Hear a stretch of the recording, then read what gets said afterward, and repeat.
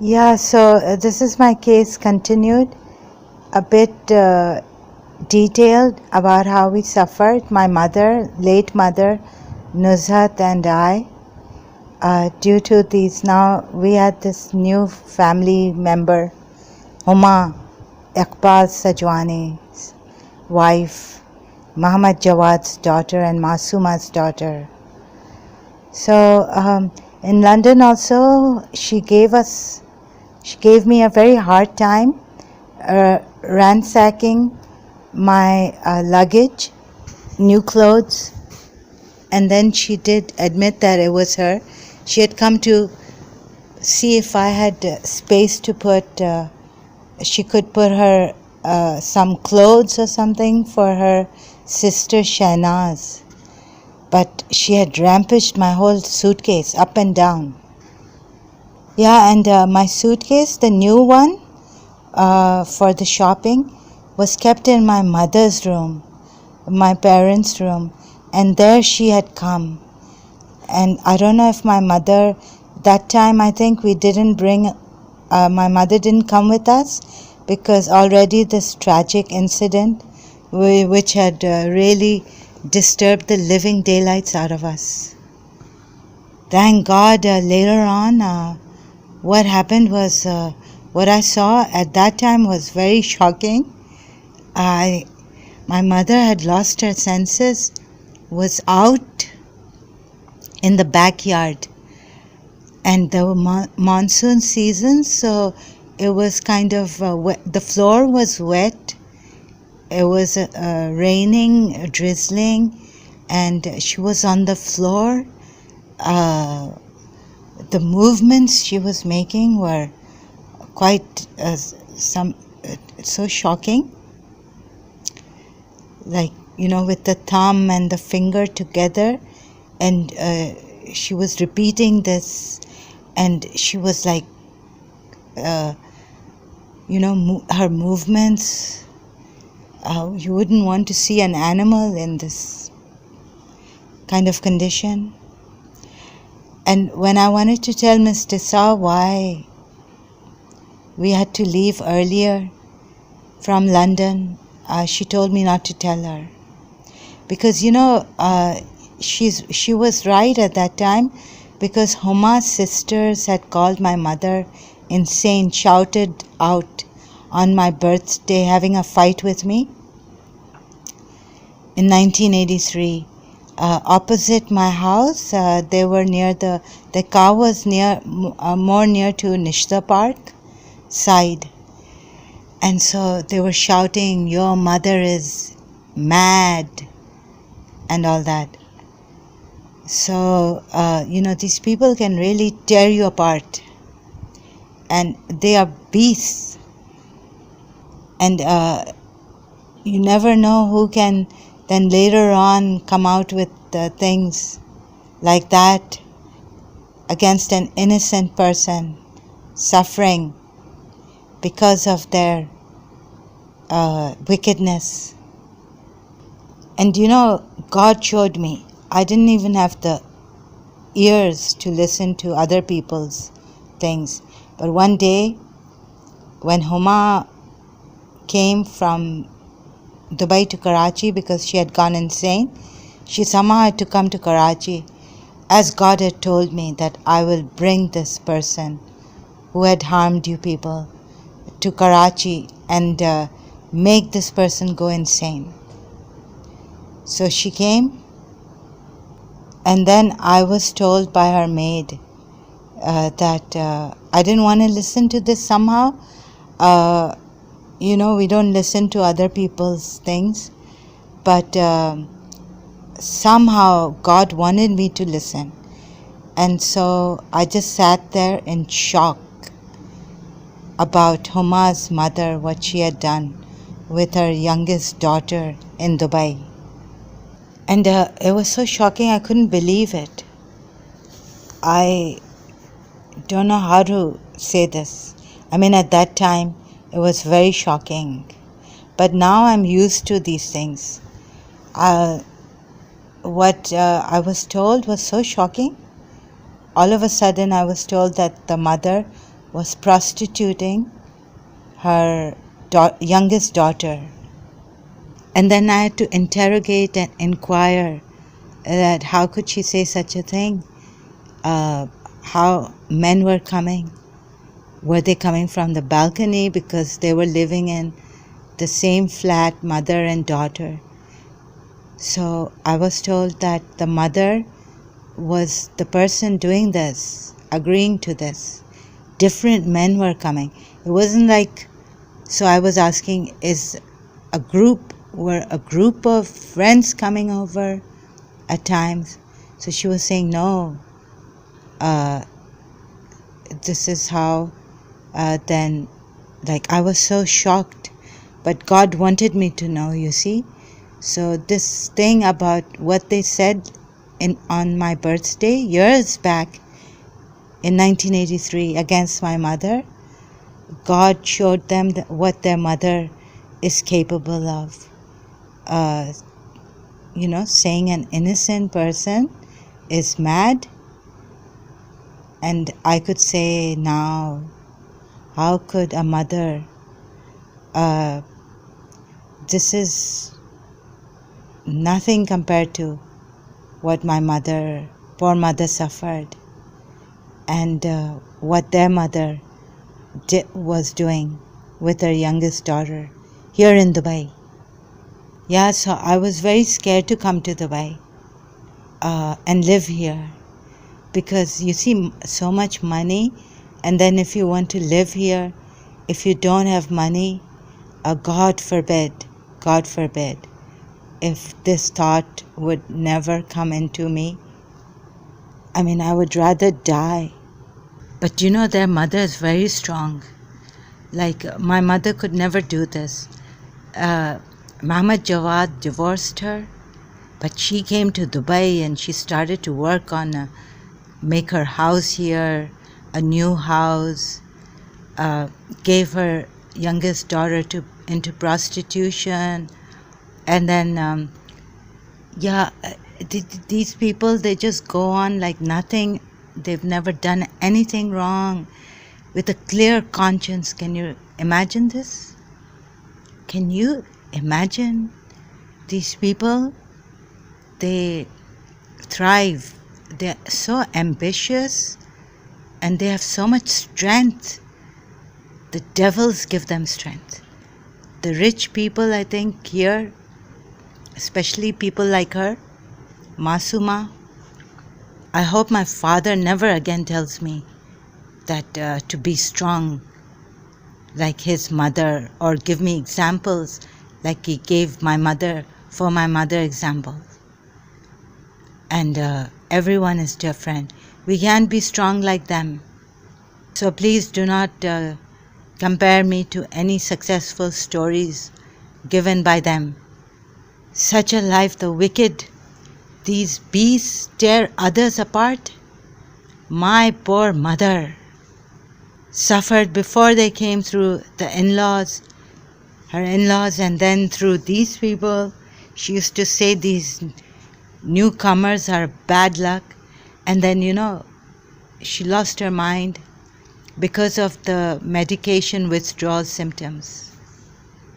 And then she would say that my hands why are they turned like, the jurel? Their feet are on the back side. Excuse me, there's a message. I think this capital system is crap. It's only for the strong, ambitious, and competitive people, worldly people. So, isn't it great? Thank God, Mr. Imran Khan, Prime Minister of Pakistan, may God give him a very long life, make him successful in all his endeavors. Inshallah, Ameen. The Medina that he wants to make of Pakistan is that no poor person, no, oppressed, no widow, no child suffers. Everyone gets a chance to earn money and get basic rights. Yes, so I've pondered over what an Islamic country should be like. And this is what Imran Khan wants to. And so no person, no family member suffers in the hands of another. And, like we Shia Muslims are waiting for our 12th Imam, the 12er Shias, and he hasn't come, and we just suffer and suffer, even through our Shia Muslim relatives. So now I've taken a stand like this due to my condition, and sending my message outside, out to the world for awareness. Excuse me. Yes, so I've reached out to people, and my family are those who have goodwill towards the world, people, kind-hearted, honest people, and who don't go about deliberately harming. I can understand if, for instance, I've been, but we can help one another become good people, not get angry, and with love we can do this. So loving kindness, goodwill, helping one another. So this is my global family. Unfortunately, the people coming to me from Pakistan, Pakistani Muslims, and other Muslims have harassed me. So I don't know why this has happened to me, even on social media. And social media is the only place where I can help myself and reaching out to global family. Thanks to Dr. Deepak Chopra for bringing this name about and making it very popular. Even Oprah Winfrey. Yes, so nothing is going to discourage me. Although, yes, there are times I feel discouraged that there is, even on social media, people are after me. Not only in real life, so I haven't had a proper good family, but I can reach out. Maybe somewhere out there are people who care and who don't want anything in return. Like Gurudev said, Shri Shri Ravi Shankar. So I'm really looking for such people to make this world a better place. And it's high time now. We have to bring up the depressed, the crippled, challenged in life. As UAE is calling them the determined, I think. I've heard from Khalid Ameri. Sorry if I mispronounced his name. So thanks to him also, he's been reaching out through videos. And yes, I don't want anyone, as much as I can do in my condition, I don't want to see anyone suffer like my mother and I have, or even worse, or a little less. And I really hate it if people cheat others. I mean, we can cheat ourselves, but please do not cheat others.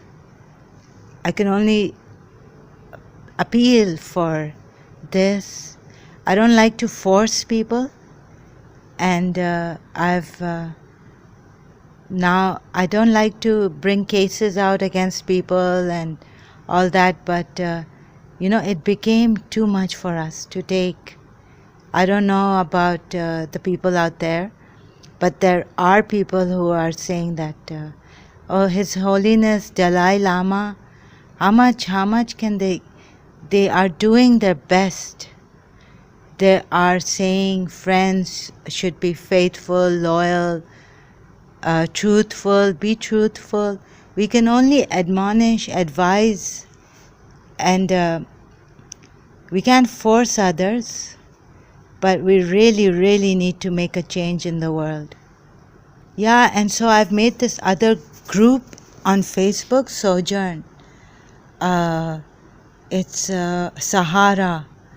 Sahara in Urdu means interdependency, help for the helpless. So it's like, you can report any kind of betrayal that you feel, or you feel hurt that your friend has betrayed you, put you down. Even small things.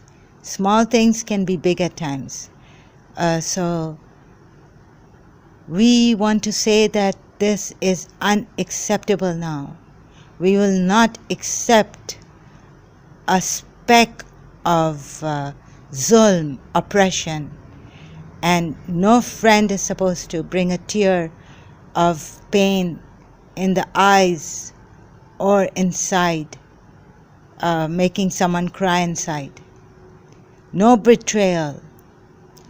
So my place in this world is where everyone lives happily, prosper, and be in peace. Do not harm others. In the Quran, it is said, believers are guardians one of another. And there are people doing much more. They're taking action against environmental crisis or destruction, and so many other things that I cannot even manage to cope with. But they are doing, and that's a really, really great thing. God bless them and make them successful and carry on with their great, great work. I know that Jesus Christ had said, love your enemies, forgive those who persecute you in my name, and things like that. But if you can forgive and go on, that's great. However, if you can't, then you can report this on my group, Sojourn Sahara, on Facebook.